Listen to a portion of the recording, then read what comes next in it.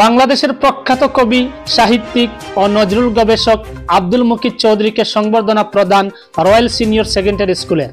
মানব কল্যাণে কাজ করার উপর গুরুত্ব আরোপ মুকিত চৌধুরীর। এক সময়ের উত্তর করিমগঞ্জের সুতারকান্দি কুড়িকালা জিপির হাড়িকাই গ্রামের সন্তান, বর্তমান সময়ের বাংলাদেশের নাগরিক, প্রখ্যাত কবি, সাহিত্যিক, সাংবাদিক ও নজরুল গবেষক আব্দুল মুকিত চৌধুরীকে জাকালো সংবর্ধনা প্রদান করল ফকিরবাজার স্থিত রয়্যাল সিনিয়র সেকেন্ডারি স্কুল। বৃহস্পতিবার দুপুরে নয়াবাজার গার্লস এমই স্কুলের সহকারী শিক্ষক শামসুল হক চৌধুরীর বিশেষ তৎপরতায় রয়্যাল সিনিয়র সেকেন্ডারি স্কুল প্রাঙ্গণে তাকে সম্মাননা প্রদান করা হয়। শিক্ষক শামসুল হক চৌধুরীর পৌরোহিত্যে দিনের সংবর্ধনা অনুষ্ঠানে প্রথমেই আমন্ত্রিত অতিথি সহ সংবর্ধিত মুকিত চৌধুরীকে বরণ করেন রয়্যাল কর্তৃপক্ষ। রয়্যাল সিনিয়র সেকেন্ডারি স্কুলের অধ্যক্ষ আব্দুল আহাদ চৌধুরীর উদ্বোধনী বক্তব্য শেষে মুকিত চৌধুরীকে সংবর্ধনা প্রদান করা হয়। প্রথমেই অভিনন্দন পত্র পাঠ করে তার হাতে তুলে দেন শিক্ষিকা সাজিদা সুলতানা চৌধুরী। পরে রয়্যাল সিনিয়র সেকেন্ডারি স্কুলের পক্ষ থেকে মুকিত চৌধুরীকে স্মারক সম্মাননা প্রদান করেন অধ্যক্ষ আব্দুল আহাদ চৌধুরী ও আমন্ত্রিত অতিথিরা। সংবর্ধিত আব্দুল মুকিত চৌধুরীর পরিচয় পর্ব নিয়ে বক্তব্য রাখেন নয়াবাজার গার্লস এমই স্কুলের সহকারী শিক্ষক শামসুল হক চৌধুরী। প্রায় 50 বছর পর শিকড়ের ঠানে আত্মীয়দের সঙ্গে দেখা করতে আসায় তাকে পেয়ে বৃহস্পতিবার ফকিরবাজারের বেসরকারি শিক্ষা প্রতিষ্ঠান রয়্যাল সিনিয়র সেকেন্ডারি স্কুলের পক্ষ থেকে বিশিষ্টজনদের উপস্থিতিতে জাকালো অনুষ্ঠানের মাধ্যমে সম্মাননা প্রদান করা হয়। এদিনের সংবর্ধনা অনুষ্ঠানে আমন্ত্রিত অতিথি হিসেবে উপস্থিত ছিলেন এমকে গান্ধী কলেজের অধ্যক্ষ ইকবাল আহমেদ চৌধুরী, একে আজাদ হাই স্কুলের সহকারী শিক্ষক ইকবাল আহমেদ চৌধুরী, কংগ্রেস নেতা বজরুল হক চৌধুরী আসান, রুহেল চৌধুরী সহ রয়্যাল সিনিয়র সেকেন্ডারি স্কুলের সকল শিক্ষক শিক্ষিকা বৃন্দ। ব্যুরো রিপোর্ট, ব্রাকটেন টিভি বাংলা। ওনার জন্ম আমাদের এই করিমগঞ্জের হাড়িখাই গ্রামে 1965, ইংরেজি 65। গ্রাজুয়েশন করিমগঞ্জ কলেজ থেকে তিনি গ্রাজুয়েশন নেন।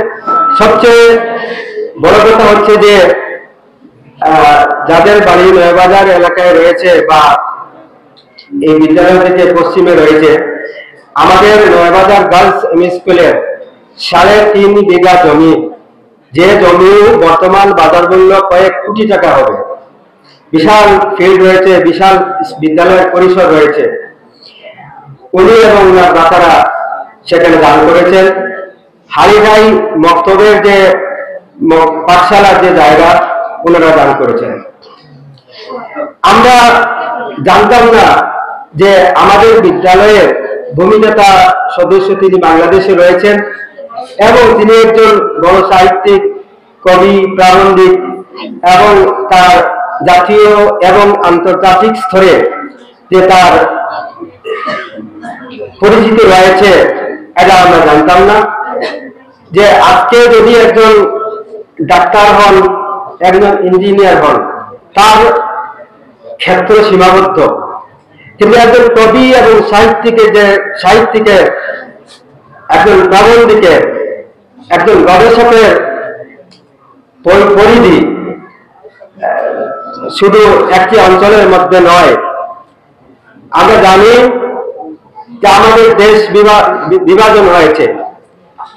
প্রথমে বাংলাদেশ, পাকিস্তান, ভারত দুটি রাষ্ট্র জন্ম নিয়েছে। তারপর পূর্ব পাকিস্তান থেকে বাংলাদেশের অভ্যুদয় হয়েছে। কিন্তু রবীন্দ্রনাথ নজরুল সুকান্তরা বিভাজিত হননি। রবীন্দ্রনাথ নজরুল যে সাহিত্য সৃষ্টি করেছেন সেটা সারা বাংলাদেশে সেগুলো রয়েছে এবং বাংলাদেশের কবি সাহিত্যিকরা যে লেখাগুলা লিখেছেন, কবিতা রচনা করেছেন, সাহিত্য রচনা করেছেন, আমরা ভারতবাসীরা সাদরে সেইগুলো গ্রহণ করি। সুতরাং দেশ বিভাজিত হলেও সাহিত্য সংস্কৃতি বিভাজিত হয়নি, রবীন্দ্র নজরুলরা বিভাজিত হননি। জাতি, ধর্ম, বর্ণ, সম্প্রদায় নির্বিশেষে মানব কল্যাণ, মানুষের মঙ্গল।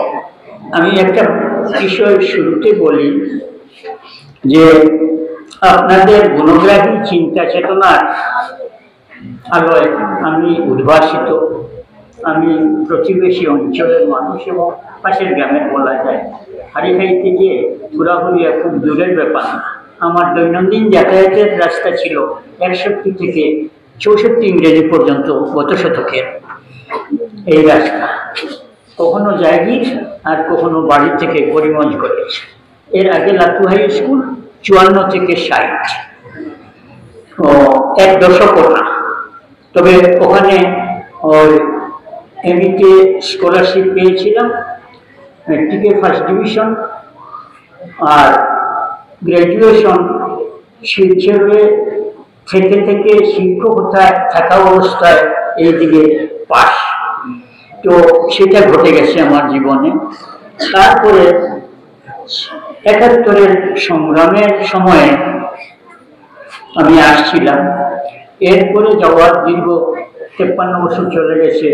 এই সাম্প্রতিক আসা ২-৩ বার, আমার বিশ্বাস সময়ও শেষ হয়ে যাচ্ছে।